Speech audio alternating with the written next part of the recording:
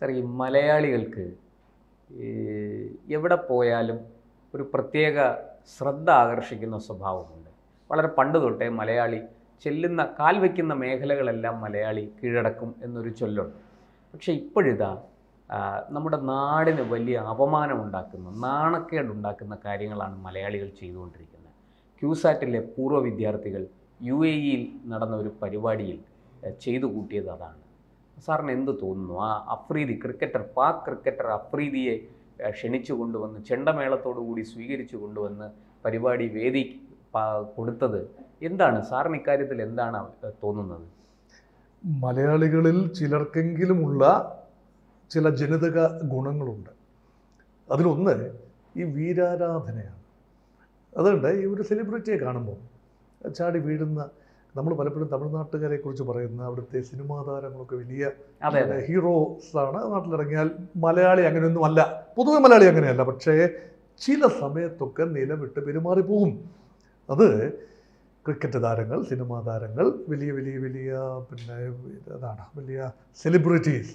അങ്ങനെ ഒരു celebrity Cochin university engineering വിദ്യാർത്ഥികൾ, മുൻ വിദ്യാർത്ഥികൾ, ബിടെക് വിദ്യാർത്ഥികളുടെ Cochin university BTech alumni association. ഇപ്പോൾ അലുമിനി കാലഘട്ടം ഈ ക്യാമ്പസ് സിനിമകൾ കുറെ ഇറങ്ങിയപ്പോൾ ആണ് ഈ അലുമിനി അസോസിയേഷനുകൾ വലിയ രീതിയിൽ പൊട്ടിമുളച്ചത്. ഈ 90കളിലും 2000കളിലൊന്നും ഇല്ലാതിരുന്നത് 2010 ശേഷം വൻതോതിലാണ് അലുമിനി. ഇതൊരു അലുമിനി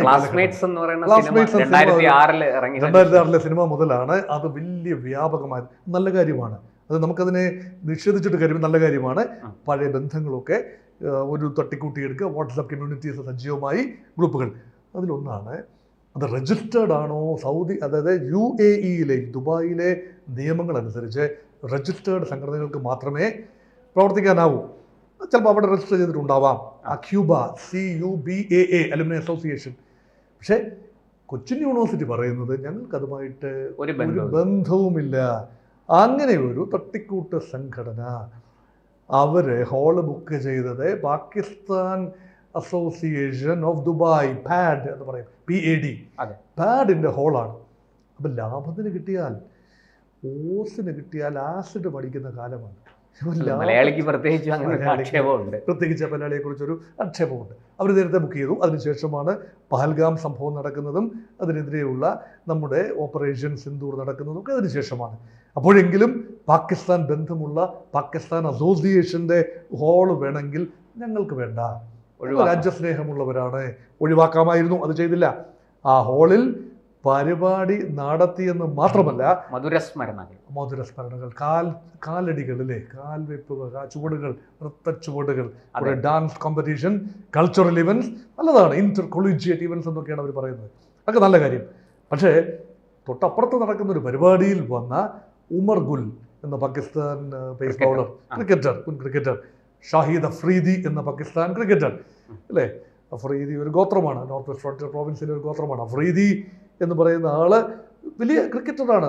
അദ്ദേഹത്തിന്റെ ക്രിക്കറ്റിംഗ് ജീനിയസിനെ നമ്മൾ അംഗീകരിക്കുന്നു.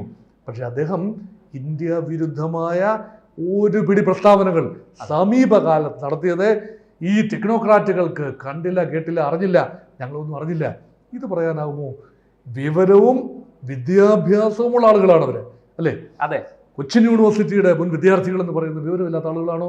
നല്ല വിവരമുള്ളവരാണ്. ലോകത്ത് നടക്കുന്ന കാര്യങ്ങൾ വായിച്ച് കേട്ട് കണ്ടറിയുന്നവരാണ്. അഫ്രീദി പറഞ്ഞത് എന്താ? വളരെ പ്രകോപനപരമായ കാര്യങ്ങളാണ്. പാകിസ്ഥാൻ വൻ വിജയമാണ് ഇന്ത്യക്കെതിരെ നേടിയത്, ശരിയല്ലല്ലോ? മാത്രമല്ല ഇന്ത്യയുടെ സൈന്യം, 8 ലക്ഷത്തോളം പേരുള്ള സൈന്യം എവിടെയായിരുന്നു പഹൽഗാം സംഭവം നടന്നപ്പോൾ? ഇന്ത്യയുടെ ഒത്താശയോടുകൂടിയാണ്, ഇന്ത്യയുടെ നേതൃത്വത്തിൻ്റെ, സൈനികമോ രാഷ്ട്രീയ നേതൃത്വമോ ഒത്താശയോടുകൂടിയാണ് പഹൽഗാമിൽ ഇന്ത്യക്കാർ തന്നെയാണ് ഇന്ത്യക്കാരെ അവിടെ വധിച്ചത് എന്ന് വരെ പറഞ്ഞു വെച്ച ഷാഹിദ് അഫ്രീദി ഇന്ത്യക്ക് അനഭിമതനാണെന്ന് തിരിച്ചറിവ് അവർക്കില്ലേ? പേഴ്സണ നോൺ ഗ്രാറ്റ, അനഭിമതൻ, അതിൻ്റെ ഡിപ്ലോമാറ്റിക് ഭാഷയാണ്. അങ്ങനെ ഒരു അനഭിമതൻ അതിലെ വഴിതെറ്റി വന്നു എന്ന ആർഗ്യുമെന്റിന് വേണ്ടി അവർ പറയുന്നു ഞങ്ങൾ വിളിച്ചതല്ല, അതിലേ വന്നതാണ്. അപ്പോൾ പിന്നെ കേട്ട് 2 വാക്ക് പറഞ്ഞേച്ചു പോയി. അത്ര ലാഘവത്തിലാണ് ഒരു പ്രസ്താവന നടത്തിയത്. അവർ ഒരു വിശദീകരണം കുറിപ്പിട്ടു. അപ്പോൾ അവരുടെ പേര് പോലും ഇല്ല, ഷാഹിദ് അഫ്രീദിയുടെ പേരോ ഉമർ ഗുലിൻ്റെ പേരോ ഇല്ല. അങ്ങനെ എങ്ങും തൊടാതെ തലയും മാലയും ഇല്ലാത്തൊരു പ്രസ്താവന. അതിൽ അനൗചിത്യമൊന്നും ആ കുറിപ്പിലില്ല എന്ന് ഓർക്കണം. അവരെ വിളിച്ചതിൽ ഖേദപ്രകടനമില്ല. അവരെ വിളിച്ച് മാലയിട്ട് സ്വീകരിച്ച് 2 വാക്ക് സംസാരിപ്പിച്ച് ഉപഹാരവും കൊടുത്തതിൽ ആർക്കെങ്കിലും വിഷമം ഉണ്ടായിട്ടുണ്ടെങ്കിൽ ഞങ്ങൾ ക്ഷമാപണം നടത്തുന്നു എന്നാണ്. അതെന്ത് വർത്തമാനമാണ്? ഇവിടെ പാകിസ്ഥാൻ അത് ആഘോഷിച്ചു.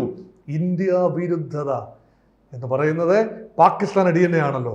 ഇവിടെ കേരളത്തിൽ നിന്നുള്ള കുറച്ച് പേര് ഞങ്ങളെ സർവാത്മന സ്വീകരിച്ചു. അവർ കേരളം എന്നല്ല പറഞ്ഞത്, ഇന്ത്യൻ പ്രവാസികൾ ഊഷ്മളമായ സ്വീകരണമാണ് പാകിസ്ഥാൻ്റെ ക്രിക്കറ്റ് താരങ്ങൾക്ക് ദുബായിൽ വെച്ച് ഒരുക്കിയത്.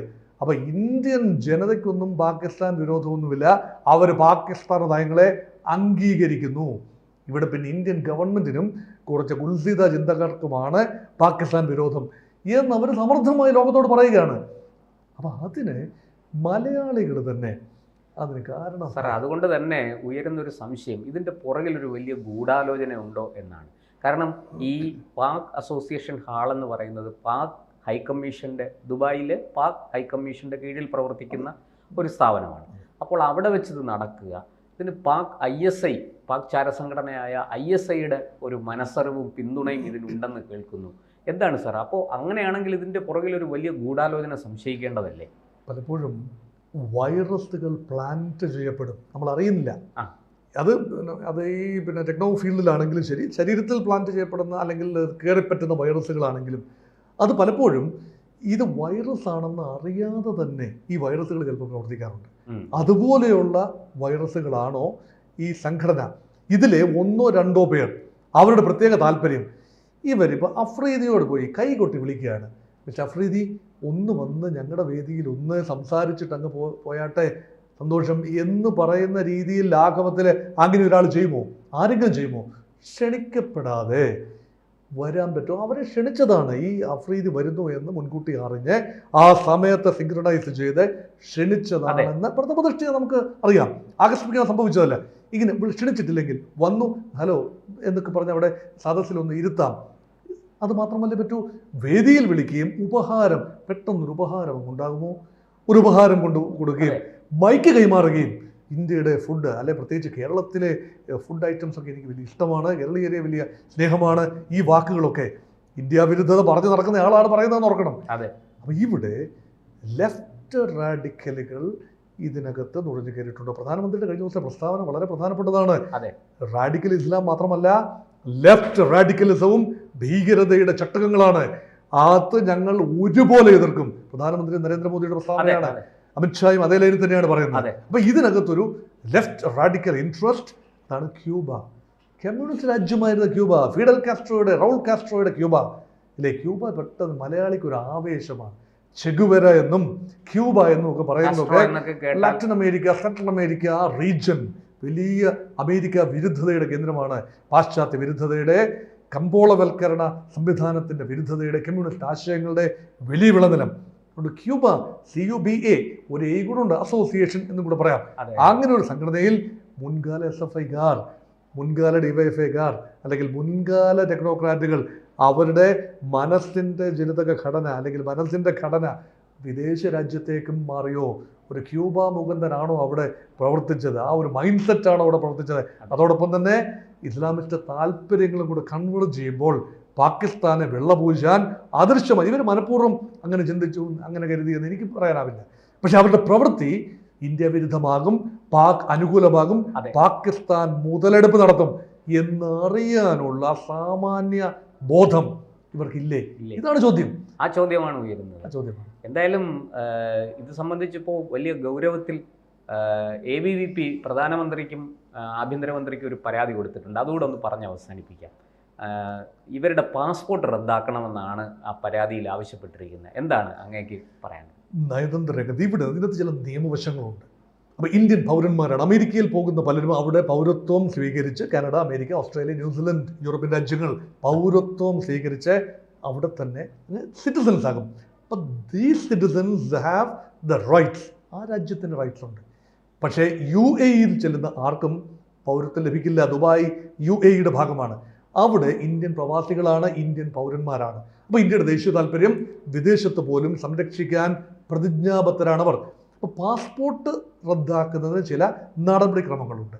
അവരുടെ പാസ്പോർട്ട് റദ്ദാക്കുന്നതിന് മനഃപൂർവ്വമായി ചില സ്വന്തം രാജ്യത്തിനെതിരെയുള്ള എസ്പിയോണാഷ് അല്ലെങ്കിൽ മറ്റ് നിഗൂഢമായ നീക്കങ്ങൾ, രാജ്യ താല്പര്യത്തിനെതിരെയുള്ള പ്രവർത്തനങ്ങൾ, ആ പ്രവർത്തനങ്ങൾ എന്ത് എന്ന് പരിശോധിച്ച് അതിൻ്റെ നിയമവശം കൂടി നോക്കി ഒരുപക്ഷെ പാസ്പോർട്ട് റദ്ദാക്കൽ ഉൾപ്പെടെ, കാരണം ഇതൊരു വൺ ടൈം ഒക്കറൻസ് എന്ന് പറഞ്ഞുകൊണ്ട് അതിനെ മാറ്റി നിർത്തിയാൽ ഭാവിയിൽ ഇനിയും കാണും. ഇന്ന് അലുമിനി അസോസിയേഷൻ രൂപത്തിലാണ്, വേറെ ഏതെങ്കിലും മറ്റൊരു രൂപത്തിലാണ്. അങ്ങനെ ഒരു രൂപത്തിൽ രാജ്യവിരുദ്ധത വിദേശത്ത്, പ്രത്യേകിച്ച് ലോകത്ത് ഏറ്റവും വലിയ ഡയസ്പോറ ഉള്ള രാജ്യമാണ് ഇന്ത്യ. പ്രവാസി സമൂഹം ചൈനീസ് ഡയസ്പോറയേക്കാൾ വലുതാണ് ഇന്ത്യൻ ഡയസ്പോറ. കൂടുതൽ രാജ്യങ്ങളിൽ വ്യാപിച്ചിട്ടുള്ളതും ഇന്ത്യൻ ഡയസ്പോറ ആണ്, പ്രവാസി സമൂഹമാണ്. ആ സമൂഹം ഇന്ത്യയുടെ സോഫ്റ്റ് പവർ ഡിപ്ലോമസിയുടെ വലിയ ഒരു കുന്തമുന കൂടിയാണ്. അത്രയും പ്രാധാന്യം ഇന്ത്യൻ ഡയസ്പോറയ്ക്ക് നമ്മുടെ മാതൃരാജ്യം നൽകുമ്പോൾ ആ ഡയസ്പോറയിൽ ചില പുഴുക്കുത്തുകൾ ഉണ്ടായാൽ ആ പുഴുക്കുത്തുകളെ നുള്ളിയെടുത്ത് കളയുക എന്നതും ഇന്ത്യയുടെ വിദേശ നയത്തിന്റെ ഭാഗം തന്നെ ആകേണ്ടതാണ്. അതുകൊണ്ടാണ് പാസ്പോർട്ട് റദ്ദാക്കൽ ഉൾപ്പെടെയുള്ള കടുത്ത നടപടികളിലേക്ക് നീങ്ങുമോ എന്ന ആകാംക്ഷ ഉണ്ട് ചില കേന്ദ്രങ്ങളിലെങ്കിലും.